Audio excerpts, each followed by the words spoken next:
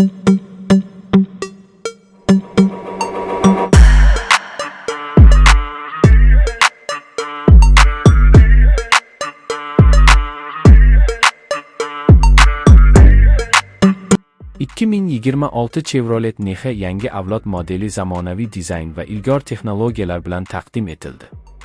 Ushbu sedan o'zining yangilangan tashqi ko'rinishi bilan yanada jozibador va dinamik ko'rinishga ega. Old qismida kengaytirilgan radiator panjarasi, o'tkir LED faralar va kunduzgi chiroqlar joylashgan bo'lib, avtomobilga sportcha ruh bag'ishlaydi.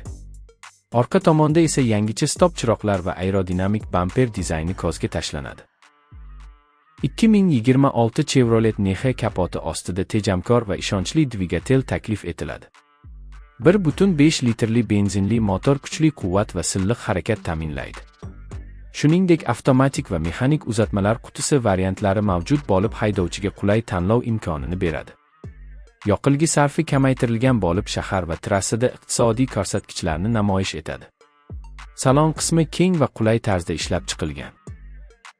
Ichki makonda yuqori sifatli materiallar ishlatilgan bo'lib, o'rindiqlar ergonomik shaklga ega.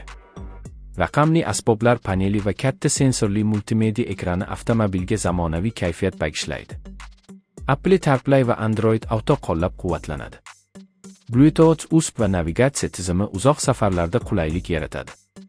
Xavfsizlik masalasida ham 2026 Chevrolet Nexe ilg'or funksiyalar bilan jihozlangan. Avtomobilda apps va app tizimlari, barqarorlikni nazorat qilish funksiyasi hamda bir nechta xavfsizlik yostiqchalari mavjud. Orqa ko'rish kamerasi va parkovka datchiklari haydovchiga qulay yordam beradi. Keng yukxona hajmi kundalik ehtiyojlar va oilaviy sayohatlar uchun yetarli joy taqdim etadi. Osma tizimi yo'l notekisliklarni samarali yutib qulay haydash tajribasini ta'minlaydi. Rul boshqaruvi aniq va yengil bo'lib, shahar sharoitida ham oson manevr qilish imkonini beradi. Tashqi ko'rinishdagi yangi rang variantlari va zamonaviy gildirak disklari modelni yanada jozibali qiladi.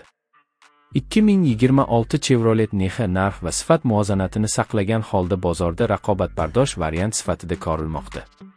U yoshlar va oilalar uchun mos keladi.